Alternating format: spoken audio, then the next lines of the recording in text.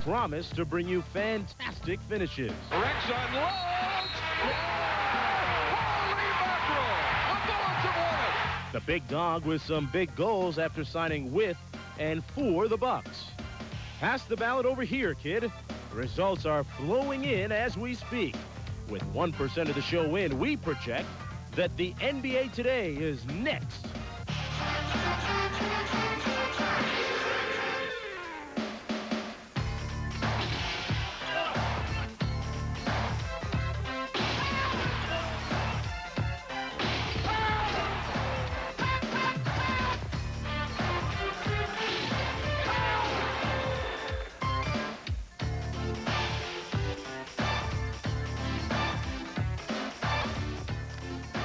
Hello, everybody, and welcome to the basketball show with unlimited three-point range. It's the NBA Today.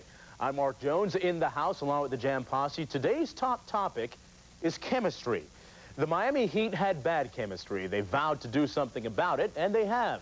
Miami trading Steve Smith and Grant Long, the last original member of the Heat, to Atlanta. In exchange, Miami gets Kevin Willis and a #1 draft pick. The move gives Atlanta more versatility in the backcourt, while Kevin Lockery will be able to give more minutes to Khalid Reeves and Harold Miner. Basically, it ends up, if you're looking at positions, we've traded Ronnie Cycli for Kevin Willis. Depending how you look at it, we've traded, well, age-wise, you'd look at it, we've traded Steve Smith for Billy Owens, and we've gotten a player who's considered one of the top players in Europe right now, who would be a lottery pick and a first-round pick for Grant Long. Look at Atlanta, though. Gone are the guys who helped the Hawks win 57 games last year. John Koncak says it'll take time for things to come together in Atlanta. The Hawks left without no real go-to guy with Kevin Willis gone. Meanwhile, the Hawks without Kevin Willis taking on Utah. Stacey Augmon, look at this. From his back, falling down, he gets it to go. He had 24, but look at David Benoit for Utah. Shoots the air ball, or was it a pass? John Crotty gets it to fall, and the mailman spikes it home. They win by 18 points. Meanwhile, in Chicago, the Sixers and the Bulls, look at this touch pass by Steve Kerr. Kerr, nifty sleight of hand right there to Pippen, who pounds it home. Dunk you very much, he says. But the guy who got the J-O-B-D-O-N-E was Tony Kukoc. He hit that jumper. Look at this steal, and he goes around the world on the pass. Tony had it working all cylinders, and the Bulls win big in San Antonio. The fans came ready for the wet stuff. More on that a little later. Milestone night for the Admiral, David Robinson. He blows by all of the nets on that play for point number 10,000 in his career. Then Moses Malone steps up to the charity stripe, and he makes foul shot number 9,000, a first. And speaking of numbers, Butch Beard 0-3 as head coach. Now, if Moses plays in the remaining 80 games, he'll join Jabbar as the only two players to lace him up for 1,500 games. Wilkins is 0-3 this season. He needs 13 wins to pass Red Auerbach as the winningest coach ever.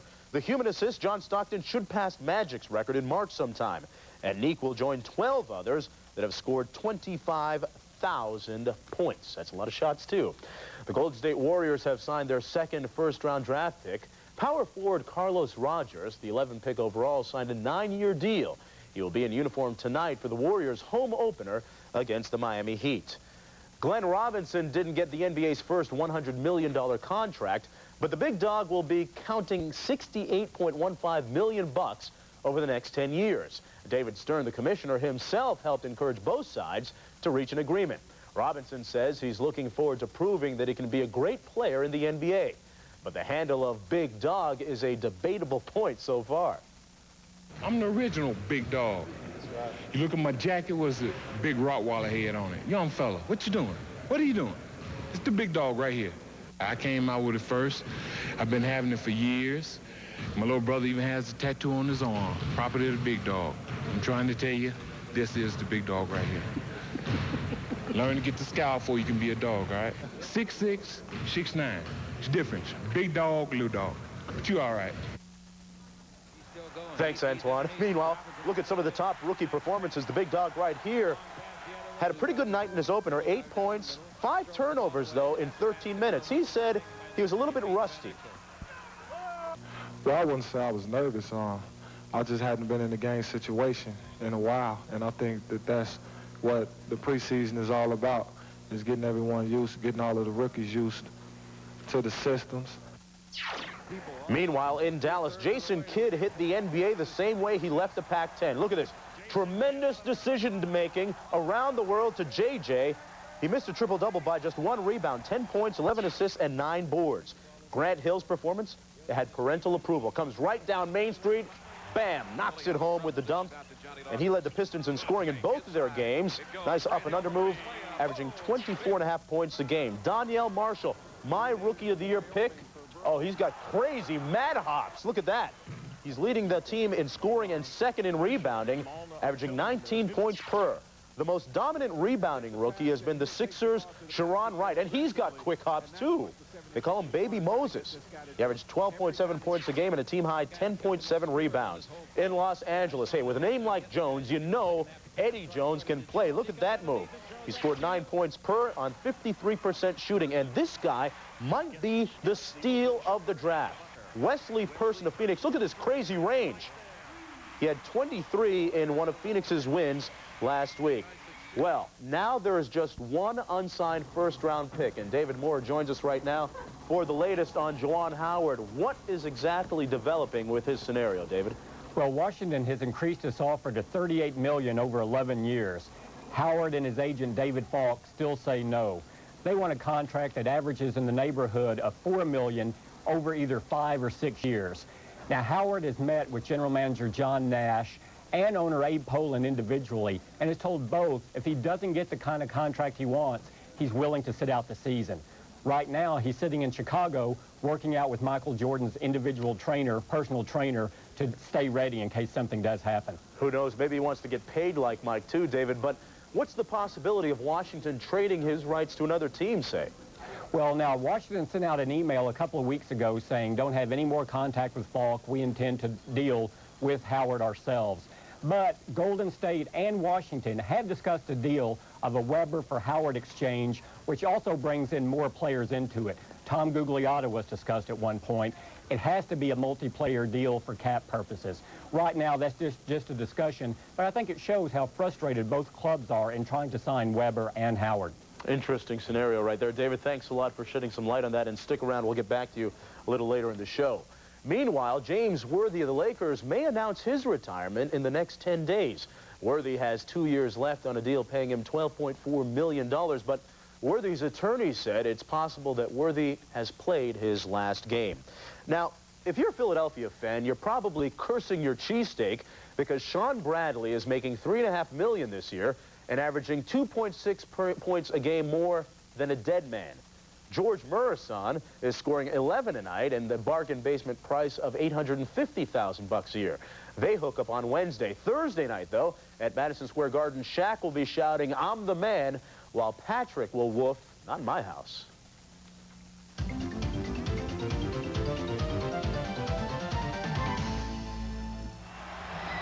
If you pay attention to the experts, Thursday's matchup between the Knicks and the Magic will feature the present versus the future beasts of the East. The last time these teams met, the Magic defeated the Knicks 108-100 on April 12th behind 36 points from Nick Anderson. But when you talk Magic and Knicks, throw away Nick Anderson. You must discuss Ewing and Shaq. In O'Neal's rookie year, Ewing outscored Shaq in 4 games, but O'Neal would average more rebounds and block shots. Last season, both centers were impressive. Ewing averaged 29.4 points in 5 games compared to O'Neal's 27.6. Less than a rebound per game separated the two men. Penny Hardaway had 20 points, 9 boards in the April win, and is playing with greater confidence in this, his sophomore season. And with the addition of Horace Grant, the Magic might now be described as a team specifically built to overtake the mighty Knicks. Thursday, Brian Hill and company will see firsthand just how close they are to championship caliber. Pointing in the right direction, Patrick Ewing. What happens when you forget to turn off the smoke detectors inside a domed arena? A free shower for 30,000 people they didn't count on. Also coming up in the show, a 7'6" center should never, ever get his dunk blocked. It gets worse for Bradley as Penny takes out the Noxzema and gives him a facial. Stick around. Oh, my goodness. Both teams on fire now. Inbounds to Doug Porter. Leads it for Nelson, right? The NBA Today is brought to you by Fannie Mae, showing America a new way home.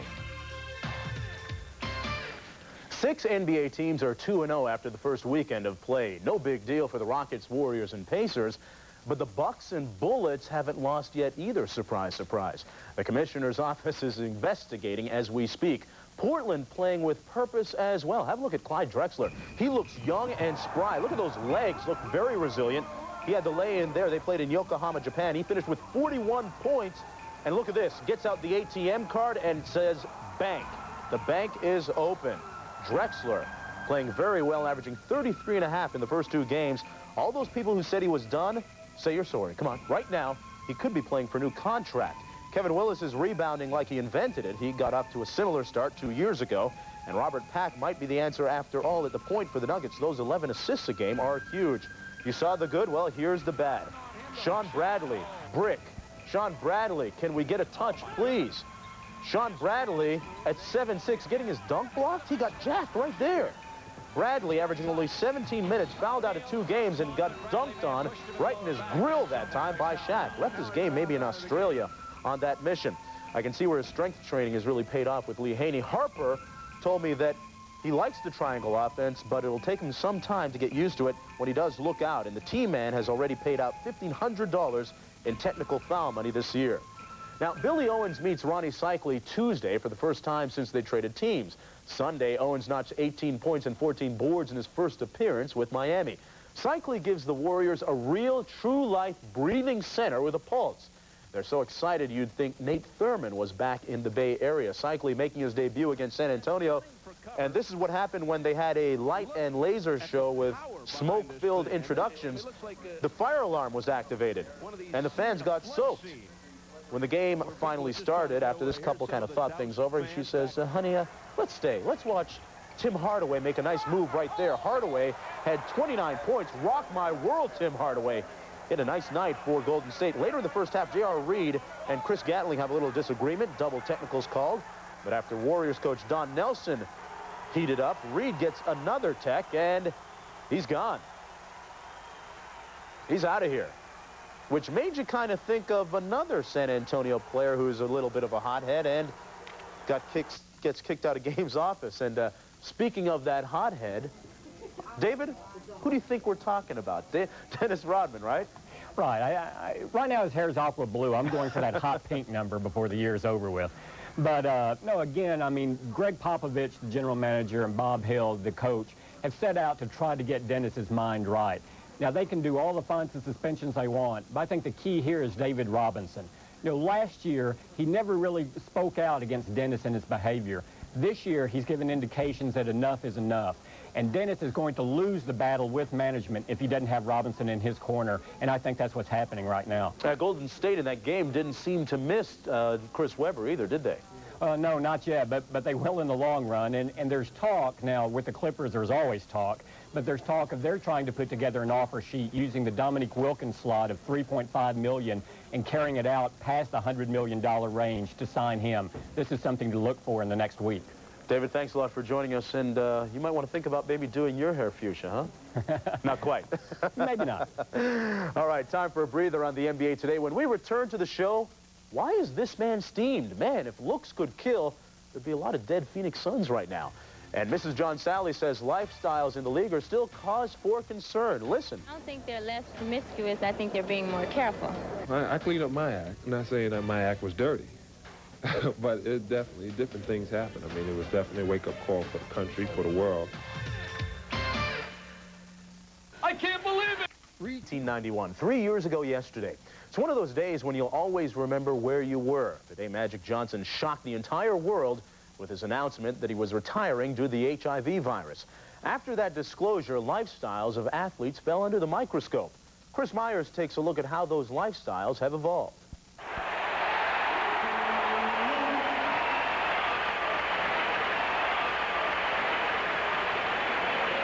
Because of the HIV virus that I have attained, I will have to retire from the Lakers today. Many professional athletes drew from Magic Johnson's HIV announcement a warning that their lifestyles were out of control. the things that we had done in the past, we finally saw them as being very risky. But in the last 3 years, has off-the-field behavior been altered by the threat of AIDS? I think Magic Johnson's situation scared a lot of people. But after it wore off, it was like, hey, it'll never happen to me. As far as the situation now, I'm not so sure that anything has changed dramatically. I think the individuals that have participated in that type of behavior have continued to some extent. The most effective form of HIV prevention is abstinence, but AIDS educators say that is not generally embraced. And while the number of HIV cases continues to rise, a dangerous myth about transmission persists. There are still individuals in professional sports and in society as a whole that have some doubts about whether HIV can be transmitted heterosexually, particularly from a woman to a man. Former Phoenix Sun Oliver Miller, a married man, admits he had unprotected sex with a woman during a season-ending party at the home of teammate Cedric Sabalas. The woman told police she was raped, but did not press charges. Miller denies her allegation. Whatever they read in the newspaper, it's not true. I did have sex with her, but no, anything else is not true. Neither Miller nor Sabalas is with the Suns this season. You know, I'm young, I make mistakes. Everybody knows nobody's perfect. And nobody on the face of this earth can judge anybody. Everyone's afraid of HIV.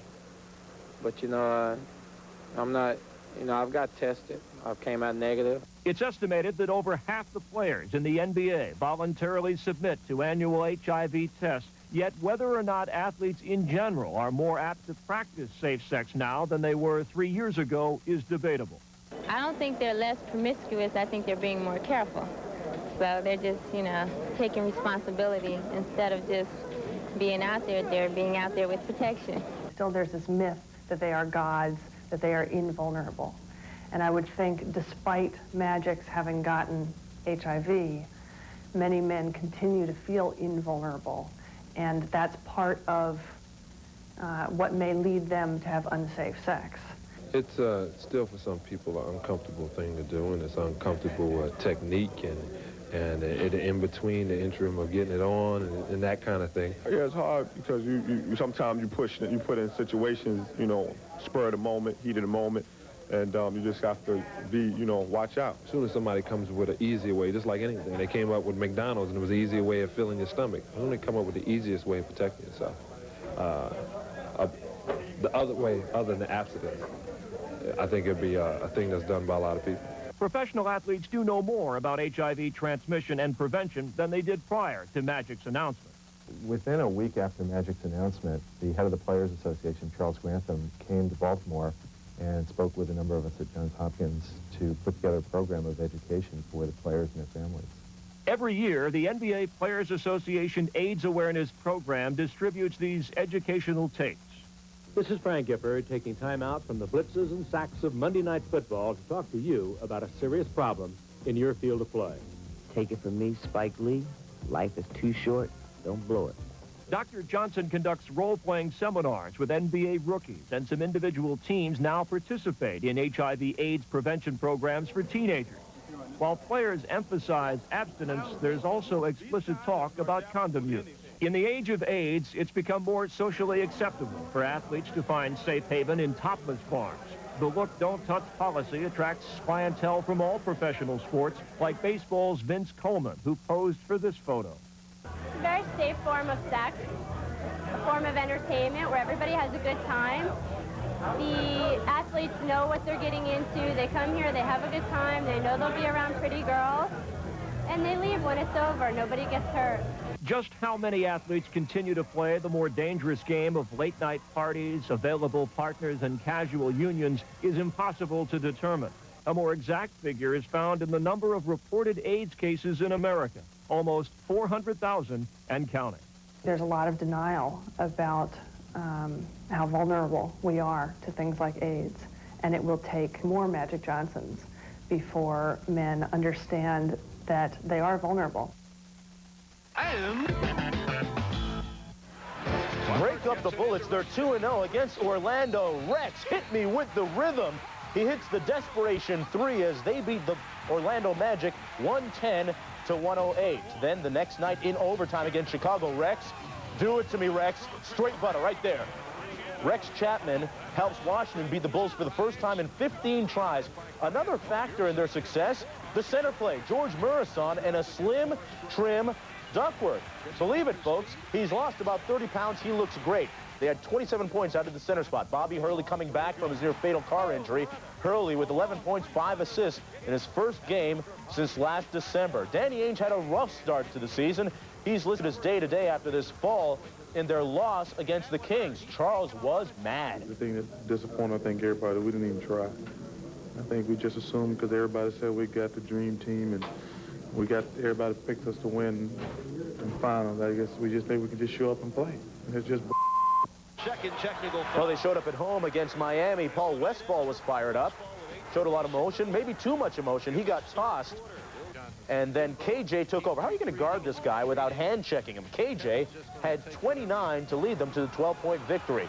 And Boston will be without guard Sherman Douglas for a while. He sprained ligaments in his left knee after Xavier McDaniel fell into him in the second quarter of their loss against Indiana. He is listed out 4 to 8 weeks. Still coming up on the NBA Today, Showtime. Folks, have a look at Nick Van Exel. He seems to be saying, please, can you get someone out here who can guard me? This is just too easy.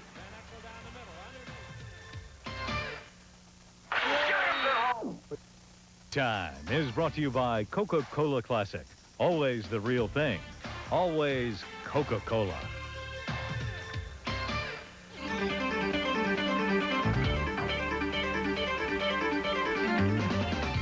Van Exel down the middle, underneath, throws it up and in. Now stays up on a beautiful hesitation dribble and drive, and it counts. Here comes Jason Kidd out of there on the drive. Off the jack. He's not stupid. Strong. Nice throw. Get off. Here comes Miller. Lob pass to Smith. Blocked by Dave Brown. What a play.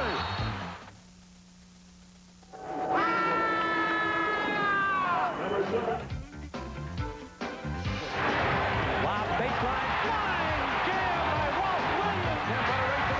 Tarzan with two hands. Oh, my goodness.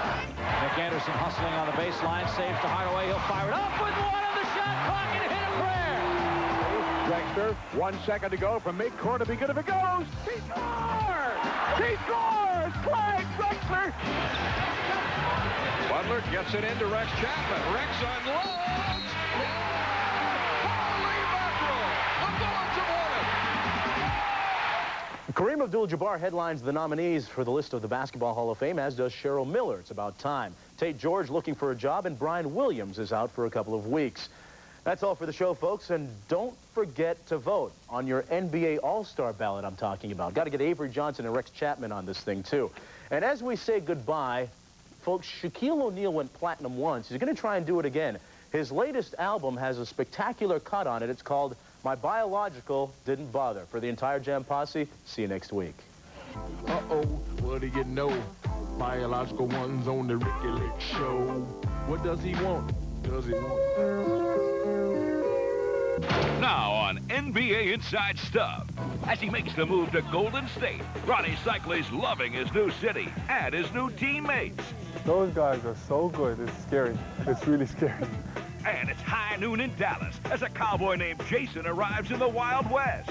Hey, there's no kid in town.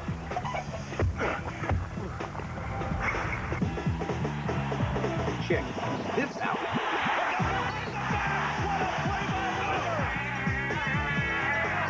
I didn't know that bowling was so easy, man. Damn. Oh, what you want? Rewind. Get him off the block. Place the defense. Push him. It's in the hole. I'm looking buff on Inside Stuff. NBA Inside Stuff. You gotta love it. I love this game. It is showtime. Hi, everyone. I'm Willow Bay. And I'm Ahmad Rashad. We are dressed alike because earlier this morning we had an appearance where we sang Michael Roll the Boat Ashore to some children. Hallelujah. We did the show. Now, today I'll catch up with Ronnie Cycli, a guy who's been all over the world He vacations in Greece, and his latest stop is in San Francisco. He's the new center for the Golden State Warriors. We'll also tell you about some new Cowboys in Dallas. Not the football kind, but some Dallas Mavericks who saddled up for an ad campaign. While the nation was sitting down to Thanksgiving dinner this week, it was also a time to remember those less fortunate. NBA players did their part by helping bring food to the needy. And in Boston, a tradition begun by the late Celtic Reggie Lewis was carried on. Reggie's widow, Donna, continued his annual turkey giveaway for the needy with the help of some friends. Reggie started this, 2 years ago, and, it's sad that Donna has shown interest in the puppy. Keep it going because Reggie would like it that way. Let the feast begin. The Knicks' Patrick Ewing helped serve up dinner for underprivileged children in New York City. I love, kids. They're our future, and, try to give as much positive out of what I've achieved back to them. The yams are jamming. In Orlando, Nick Anderson pitched in to make it a happy Thanksgiving at a senior citizen center. Our seniors are first. They paved the road that we're going down today. So can't forget about the people who brought us here. Brent Price kicked off a drive in which the Bullets gave free tickets to fans who donated canned food. The time of holiday season, it's really important to realize how blessed that we are and try to give back to the community. And Joe Dumars worked at a food bank to support Second Harvest, an organization which helps to feed America's many hungry people. 30 million people go hungry, and 12 million of them are kids. I guarantee you none of those 12 million kids are asking to be hungry. And they didn't choose to be in this situation. It's people like all of us in here, and Second Harvest, and mainly all those companies who donate this food here that make a difference. Dumars in Seattle's Kendall Gill will also appear in public service ads reminding people about the hunger problem. Now, one team that is on the rise this season is the Golden State Warriors. They got off to a great start and look to be a contender in the Western Conference. What they'd been missing for a long time was a quality center. But the Warriors solved that problem when they swung a deal with the Miami Heat for Ronnie Cycli. So, Ronnie, I imagine, first of all, when you first get traded from Miami, you got to be down. I mean, that's just natural. But then the fact of going out to Golden State, that's not all bad. Well, when my agent first called me, he said, you have a choice. Do you want to go out there or not? My first thought was my career, and I said, there's no doubt about it. I have to go. So it's a whole new adjustment time for me. But I tell you, I feel like I'm a reborn guy. The Warriors feel the same way now that they've landed a proven big man. Ronnie has paid instant dividends, even though the trade hasn't totally sunk in yet. Nice move. And I'm still in a state of shock. I still can't believe where I am. I mean, I really can't, because it can't be a better place for me to be at. Hey, what's happening out there? We finally got our big man here. Ain't nothing gonna stop us now.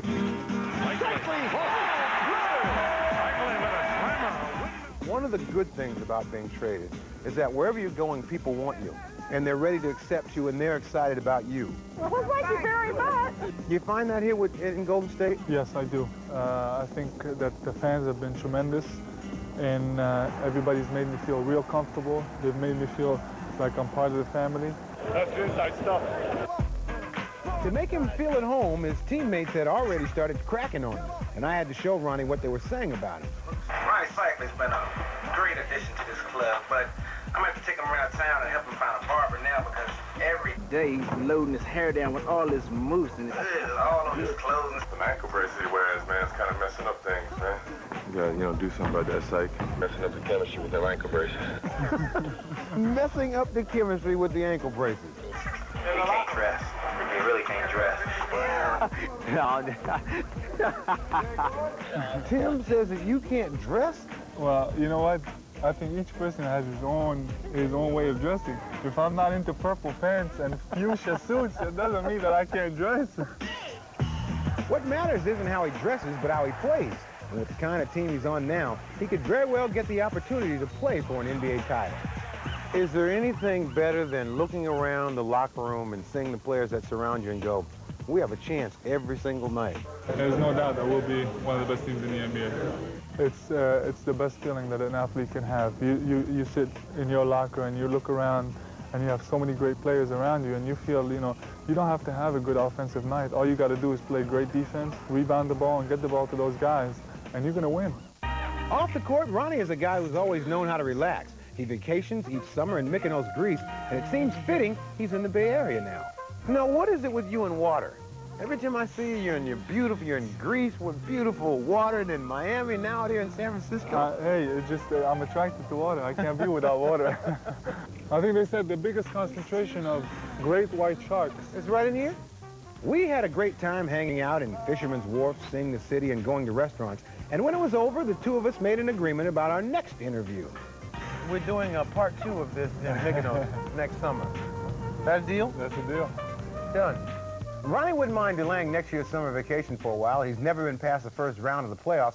But with the team that the Warriors have assembled, he could end up playing well into June. He is so happy, and I think it's the best thing for him because he was the first draft choice of Miami, and they hadn't won in a while, and everybody started blaming him. Now he has new life, a great team, and I think that he is going to do great. And we're going to have to work out next summer in Mykonos. I think really I should probably do that. I see how you just jumped on that trip. Well, the Warriors had the night off, but there were 11 games around the league, including Shaq and the Magic at Boston Garden. Let's check out the action. In Baltimore, the Bullets were looking for their first win since the Chris Webber trade. This pretty drive and dish by Mark Price gave the Cavs the lead. And with time running out, Chris Webber's chance to win it came up short. Just missed it. Glenn Robinson went back to Indiana as the Pacers hosted the Bucks. For Robinson.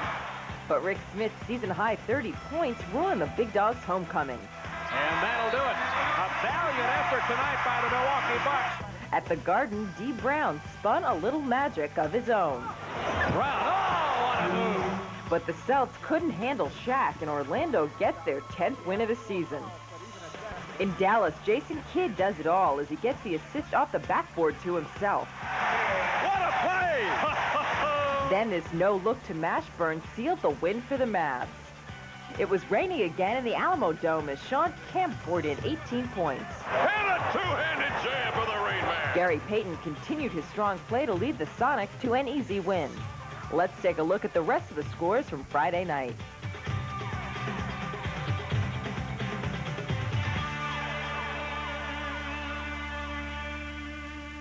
I want the inside stuff.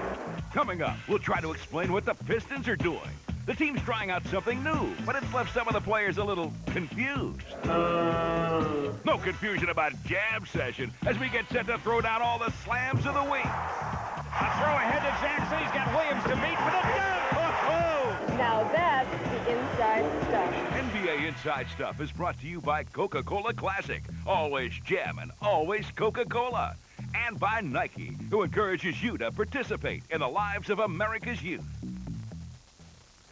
Troy Aikman, we're going to be talking about for years and years. Alley-oop to Hill. Oh, boy! You have to be kidding me with that one. So one day I'm going to have to tell my son, you know, I know that guy. I played with that guy. Bausch & Lomb, the official contact lens of the NBA, presents Court Vision. The Detroit Pistons understand the importance of regular eye exams. So recently, when they were offered tests to evaluate their court vision, they seized the opportunity. The determining factor in terms of whether a player is going to be a successful player is that he has to be able to use his eyes and see the court. So what basically this is about is an informative thing to us and a helpful thing to the players, because if they have some type of deficiency, it can probably be corrected. Unusual equipment was used to measure things like depth perception, reaction time, and hand-eye coordination. And the Pistons tried to see just who could do the best. I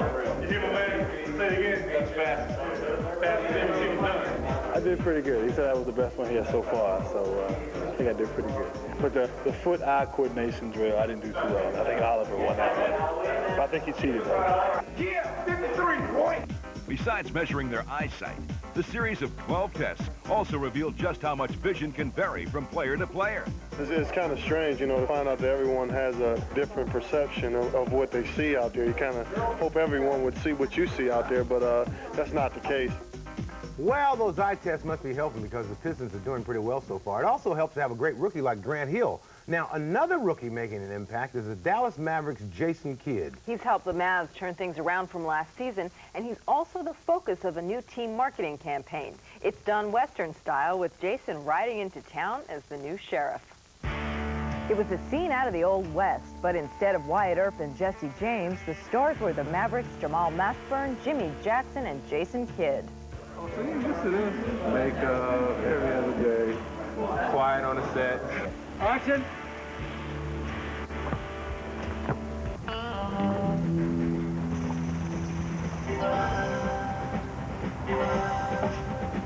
The theme is the Mavs welcoming Kidd and his ball handling skills, but Jason needed time to get his act together.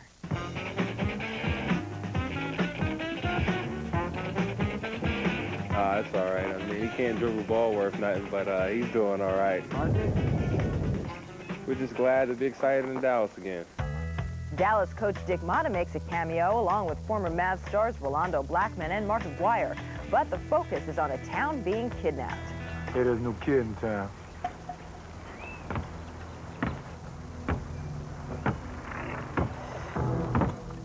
It was a lot of fun today shooting this commercial. And now my new investment, instead of buying cars, will buy a horse or 2 mules, less expensive. All I have to do is feed them and clean up after them.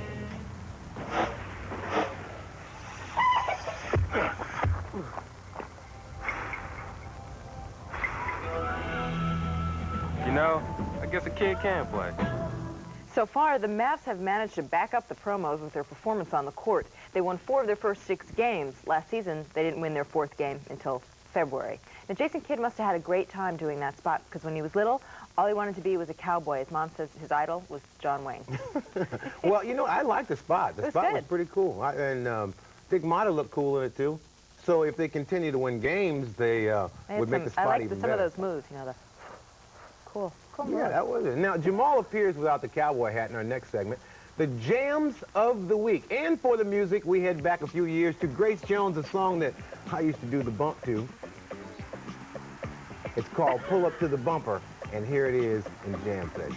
Driving down those city streets, waiting to get down. Moving down the floor, picked up. Watch out, how about that? So City Street, in this town. Oh, my! I mean, I don't know about him. Him and the duck at the other end.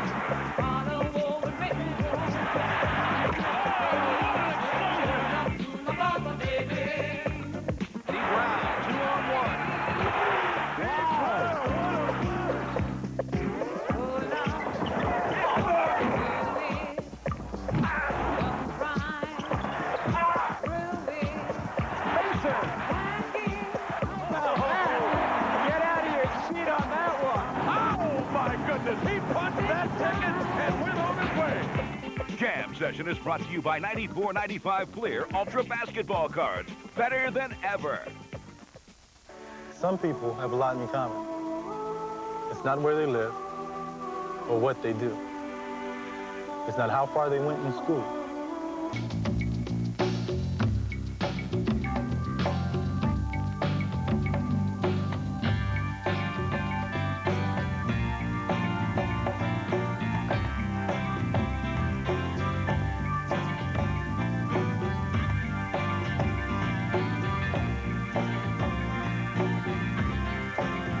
Upper Deck takes you there.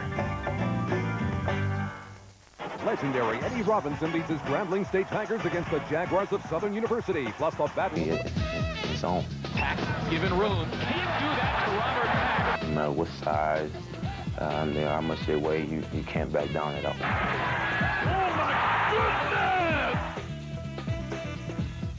The Denver Nuggets, LaFonso Ellis is out for the season with a knee injury. Now, while we won't be seeing him play, we will get a chance to hear that smooth voice of his as he talks to kids about the importance of an education. LaFonso did a public service spot for the NBA Stay in School campaign, but he wasn't reading a script. It was just a heart-to-heart talk with a student, and it sent a powerful message.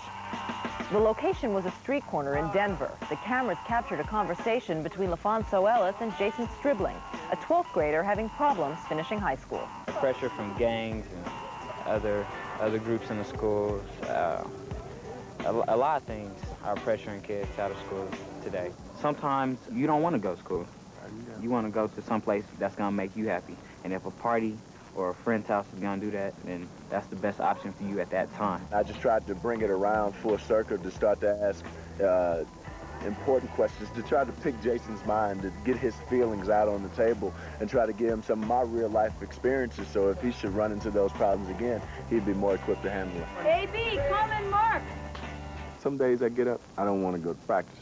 But what I'm thinking is, if I don't go to practice when we play the New York Knicks on Tuesday night and I'm not prepared, then I'm in trouble. I'm only 24 years old, so I was just in high school 6 years ago, and I had some of the same pressures that Jason has on him currently. It was so hard for me to go to that teacher's class and look her in the face every day that I just didn't want to go. He let me know that there are some things that can be done and can't be done about the pressures today in school, and it made me look at everything in a different light. The benefit of education doesn't necessarily come then, it comes later. Yeah, he tried to tell me that it wouldn't be worth it for me to quit now after I've been through all of the schooling. When LaFonso talks about sticking it out in school, he speaks from experience. He had academic problems at Notre Dame, but kept working hard. He attended summer school and averaged a B+ his last 2 years. In Rewind, am I yelling?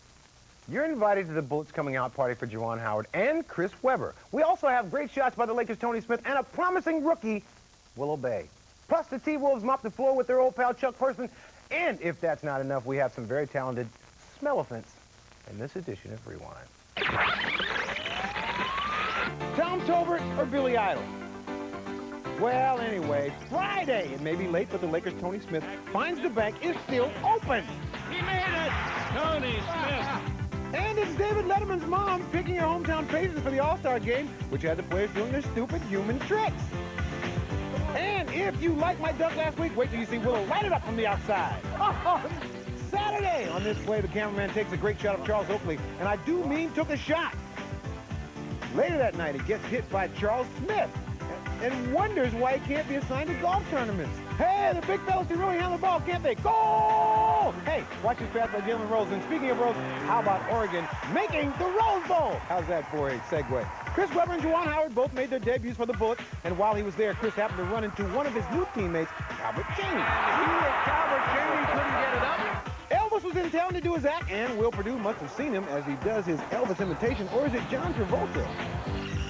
Sunday, some guys get their number retired. Chuck Person gets a different treatment in Minnesota.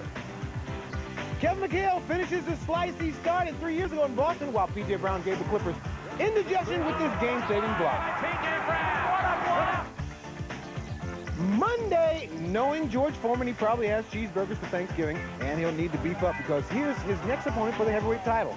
And Nick Anderson got a kick out of seeing this one go down. Tuesday, it's James Robinson with the slam, and then Inside Stuff trails by one. Willow Bay at the line. She ties it with her first shot. She has a chance to win the game on her last shot.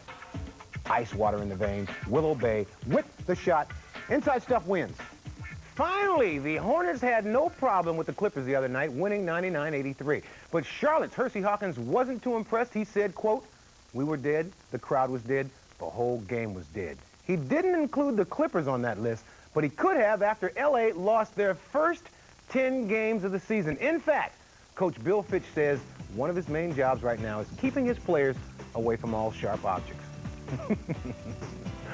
Back with more stuff right after this. Welcome to the Fleer Ultra Basketball Factory Tour.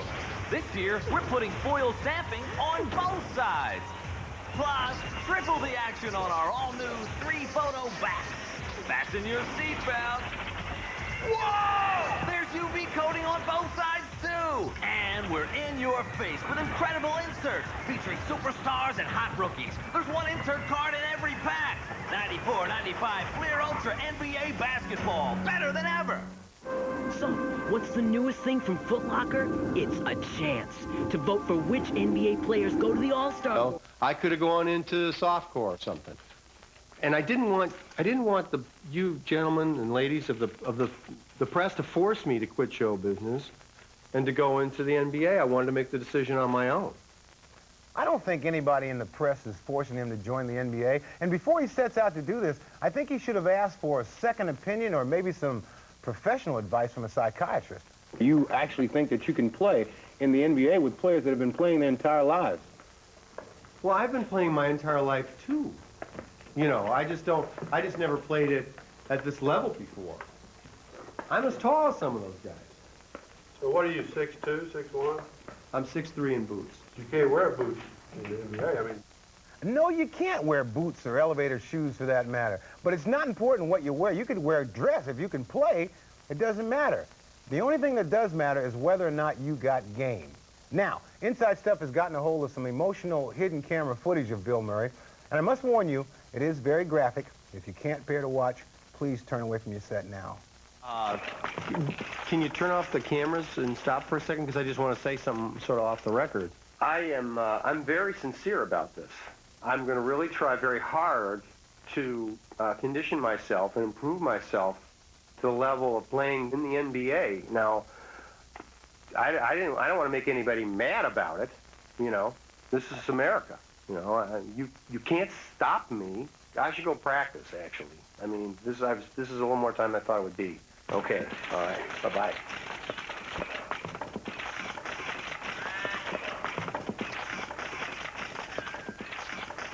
I don't want to sound like a cynic, but standing in front of NBA wallpaper does not make you an NBA player. One thing that Murray has established is the fact that he can talk trash, which is frowned upon in the NBA. But what it really takes is talent, and it remains to be seen whether he has any. Now, next week, we may have more footage, exclusive footage that is, of Bill Murray shooting, passing, and dribbling.